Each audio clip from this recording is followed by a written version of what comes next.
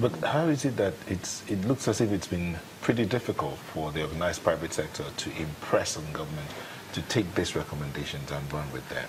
I think in most, now the other thing about this particular government is that it used to be opposition and it came in. And of course, when you come in as an opposition, you always would be skeptical of anybody telling you anything other than your own playbook. And sometimes that would conflict with what we may have given to them.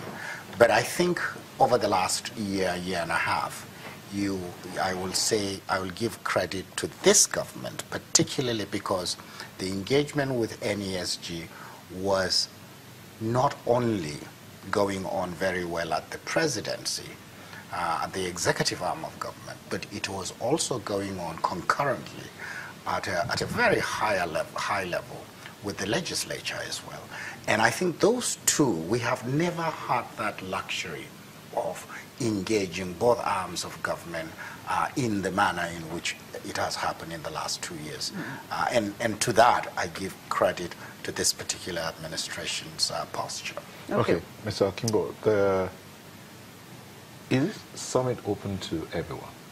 Oh yes, indeed, it's open to we're all stakeholders in this, in this project, that we call Nigeria. Yes, it's open to everyone. What's the criteria for anyone? Well, you just have to be Nigerian and passionate about, moving the country forward. No registration. Registration. So the summit is in Abuja, the Transport Hilton. The registration is online. The website is nesgroup.org. nesggroup.org, that's the website. The social media handles, Facebook, LinkedIn, Flickr, it's Nigerian Economic Summit Group. Twitter is NESG Group under the hashtag NES23. So what we'll say is, yes, it's in Abuja, it's starting next week, but we encourage Nigerians, particularly young people, to engage. If you cannot be in Abuja, the social media platforms are there.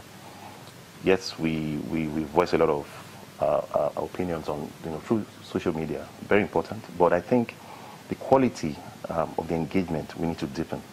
And so my own call will be to young people. If you're passionate about this country, which I believe everyone is, let's engage. It's going to be streamed live. So we've used that platform to get feedback from Nigerians. What should be expected? Now, so the first is it's a platform for everyone. I personally got involved in this process about 10 years ago. Again, just frustration and what can I do beyond just complain. So it provides a platform, as whether you're an entrepreneur, a public servant, to let your voice be heard. And the truth also is it's a very good networking opportunity, in Abuja. We're saying this is the highest level of decision making, both at the public and the private sector. So it's a very good networking opportunity. This year we have introduced something very different, which we are quite excited about. It's what we call the startup pitching event. So what it is that we're providing opportunities to Nigerian-owned businesses to interface and network with potential investors. The shortlisting process happened a few weeks ago, so we got about 200 entries. The criteria: you have to be a Nigerian company, should have been in business for no more than 3 years. So out of that, maybe 200 entries that we received, we shortlisted about 8 of them. It's a very rigorous process, and those 8 have an opportunity to pitch their business ideas to investors. Now, the idea I want to match this. Just hold your thoughts. We'll take a moment and we'll come back to tidy up this. All right, thank you.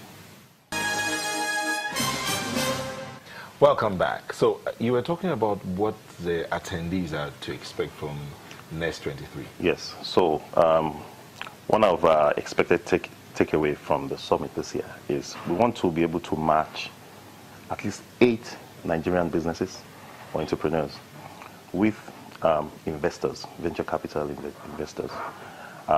With that also comes, pro bono advisory services. So we're matching it with law firms, consulting firms for, putting together a business plan, for example. As you know, with entrepreneurship, you have all the idea, sitting somewhere, but to articulate it and, make it actionable, it's a different skill set.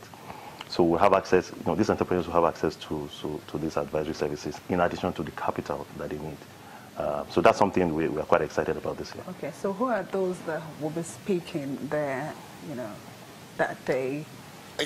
Well, for the early part, that is the presidential dialogue, which would be very candid, open communication between the president and the leaders of within the private sector, just like we normally or typically do on the very first day, and of course then the opening ceremonies. And the interesting thing about this particular summit, in addition to what Landry mentioned about the pitching event, which I'm particularly excited because this is my new career now, I'm in private equity business. But the interesting thing that we have added is that the amount of time we had allotted to the breakout sessions have become, in fact, we've increased it more than twofold. And what I mean by that is that on the first day, immediately after lunch, we go out on the breakout sessions with the 10 policy commissions. Okay. And it follows on the following day as well. So there is more time for breakout sessions. So there would be more time for interactions among the various stakeholders. And we believe that the meat of the summit, the key recommendations that come out, are usually thrashed out at those breakout sessions. So there again, we believe that we've added a new twist in addition to the pitching sessions, which is something that is unique because this is what we mean by helping the business ecosystem by beginning to put foundation to young entrepreneurs in how they can go and grow. Maybe the next unicorn might come out of Abuja, out of those 8 outfits. I'm sure more Nigerians will be interested in, knowing how Nigeria can actually get out fully and stand on its feet, from this recession, 0.55% growth. What does the NESG think about this, and how can Nigeria really, stand out and get out of this? I believe that what we had earlier espoused, which is that there is a plan, right, the ERGP, but that there has to be a sense of urgency.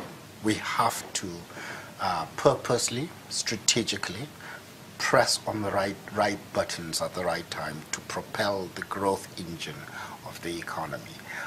Because the key, in all honesty, for a country that is very young, when you look at our demographics, a country that is growing in terms of population, it must grow at a rate that is higher than our population growth for us to have a meaningful, rosy future for the young people. And I do believe that the engagement of the NESG with the government is basically the sole aim of NESG's existence is basically that, is espousing the right kind of economic policy recommendations.